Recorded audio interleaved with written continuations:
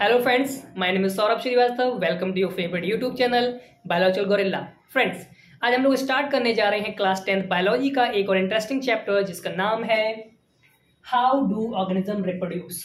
Okay, तो इस chapter में हम लोग क्या क्या पढ़ने वाले हैं उसका एक ओवरव्यू ले लेते हैं. देखिए, सबसे पहले हम जानेंगे कि रिप्रोडक्शन है क्या.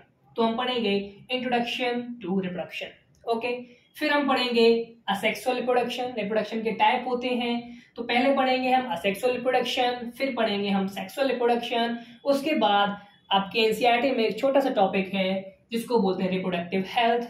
इसके बारे में हम लोग जानेंगे. तो चलिए फ्रेंड्स, शुरू करते हैं introduction to reproduction. Okay friends, सबसे पहले जानेंगे कि रिप्रोडक्शन है क्या. तो देखिए, रिप्रोडक्शन इज अ प्रोसेस. ये एक प्रोसेस है ऑफ प्रोड्यूस करने की. किसे? ऑफस्प्रिंग. ऑफस्प्रिंग मींस फ्रेंड होता है बच्चे. ठीक है, reproduction is a process of producing offspring that are biologically या genetically similar to their parent. Okay, तो रिप्रोडक्शन एक ऐसी प्रोसेस है जिसमें प्रोड्यूस किया जाता है बच्चों को, और जो बच्चे प्रोड्यूस होते हैं वो जेनेटिकली और बायोलॉजिकली सिमिलर होते हैं अपने पेरेंट्स से.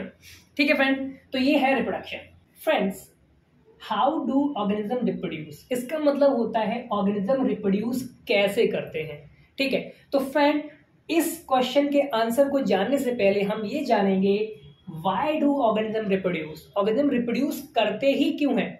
फ्रेंड, रिप्रोडक्शन एक ऐसी प्रोसेस है, अगर हम ना भी करें तो हमारी लाइफ पे कोई प्रभाव पड़ने वाला नहीं है. हम आसानी से अच्छे से अपनी लाइफ जी सकते हैं विदाउट रिप्रोडक्शन. और इवन अगर हम रिप्रोडक्शन करते भी हैं तो रिप्रोडक्शन करने में एक बहुत ज़्यादा अमाउंट में एनर्जी यूज होती है. तो फ्रेंड, जब हमारी लाइफ पे कोई फर्क नहीं पड़ता रिप्रोडक्शन ना करने का, और अगर इसको करेंगे तो बहुत ज़्यादा एनर्जी भी खर्च होती है, तो ऑर्गेनिजम्स क्यों करते हैं? Why do organism reproduce? तो फ्रेंड, इसका आंसर है it ensure the continuity of species. देखिए फ्रेंड्स, सपोज दैट ये कोई एरिया, यहाँ पे बहुत सारे लोग रह रहे हैं. यहाँ पे बहुत सारे लोग डिसाइड कर लें, सपोज दैट ये स्पीसीज है एक,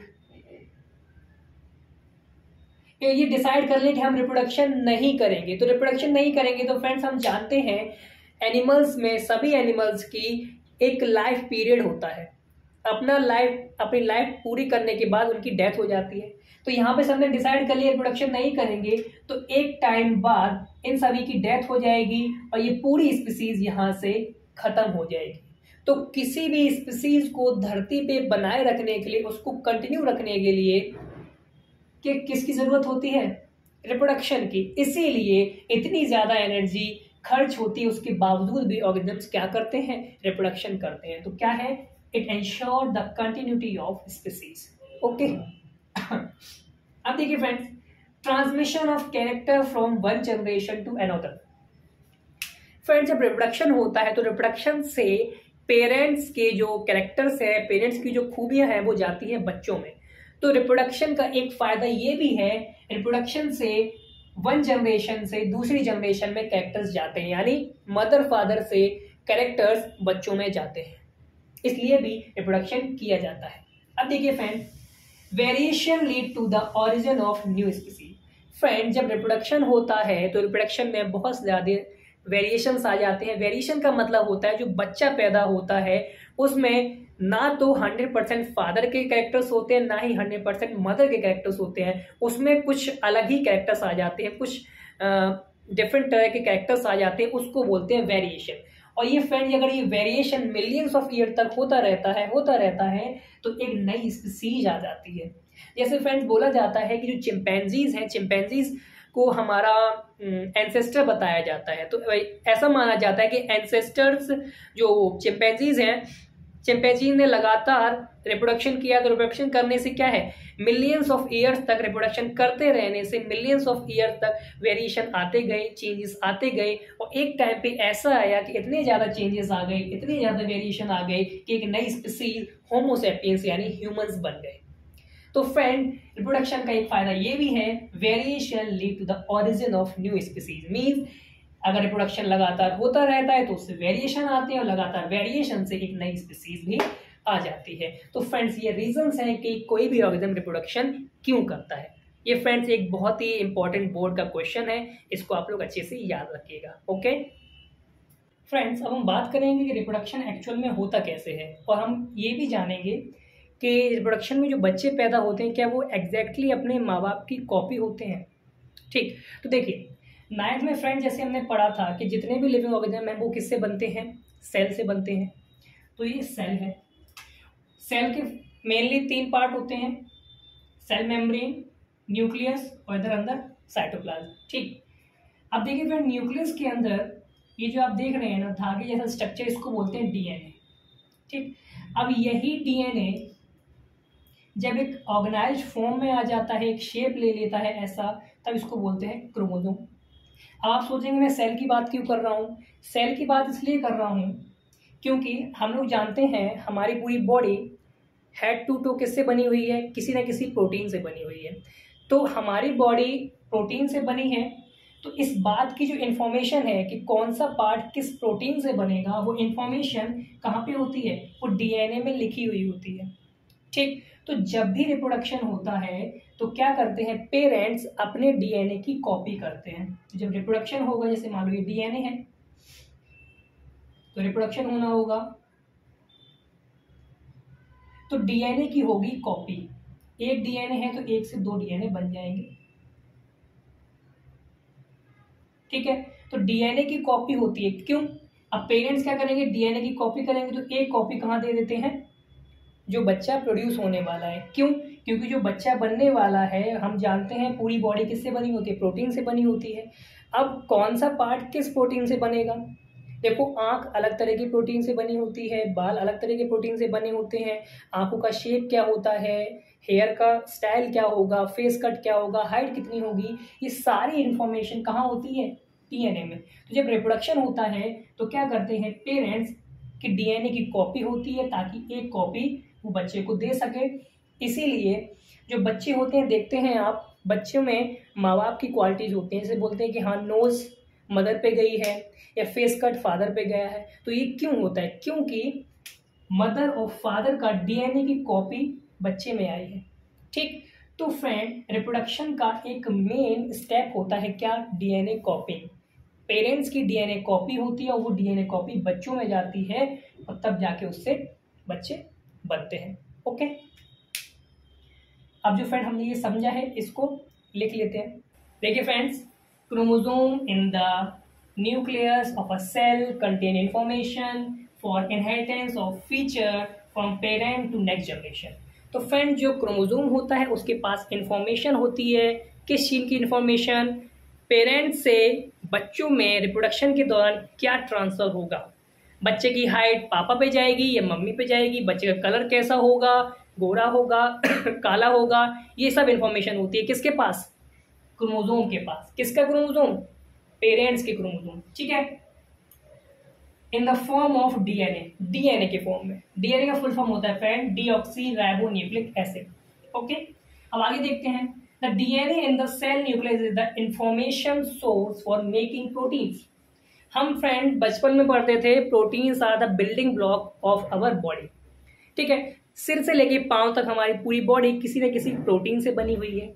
तो हमारी पूरी बॉडी के हर पार्ट किस प्रोटीन से बनेंगे उस चीज की इंफॉर्मेशन होती है डीएनए के पास। ठीक है, हमारे आईज का कलर क्या होगा, हमारे हेयर कलर क्या होगा, हमारा कॉम्प्लेक्शन क्या होगा, ये सारी इंफॉर्मेशन, ये सभी प्रोटीन्स बनने की इंफॉर्मेशन किसके पास होती है, डीएनए के पास। Okay, therefore basic event in reproduction is the creation of DNA copy. इसीलिए रिप्रोडक्शन की प्रोसेस में एक बेसिक इवेंट होता है डीएनए की कॉपी।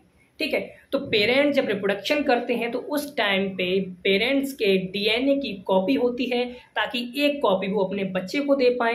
यही रीज़न है जो बच्चे पैदा होते हैं उसमें कुछ कैरेक्टर्स अपने माँ के होते हैं, कुछ बाप के होते हैं।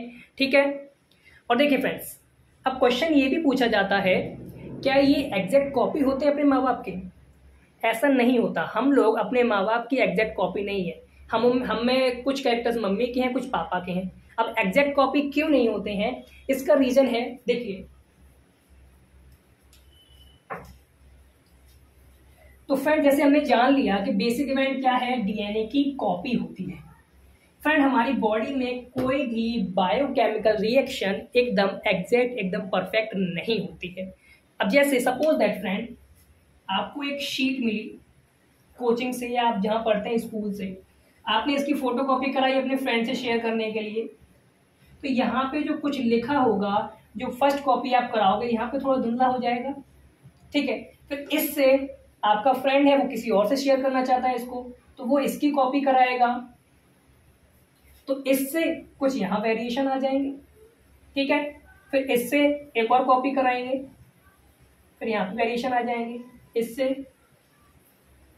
तो फ्रेंड ऐसे बार बार लगातार जब कॉपी होती रहेगी तो क्या होता है, इसमें चेंजेस आ जाते हैं, कैरेक्टर्स में चेंजेस आ जाते हैं। आपने देखा होगा जो बच्चे पैदा होते हैं उसमें कुछ कैरेक्टर्स ऐसे होते हैं वो ना तो माँ पे जाते हैं ना ही पापा पे जाते हैं, ना ही मम्मी से मिलते हैं वो कैरेक्टर, ना ही पापा से मिलते हैं, वो कैरेक्टर बिल्कुल चेंज होते हैं। फ्रेंड इसी चीज को बोलते हैं वेरिएशन।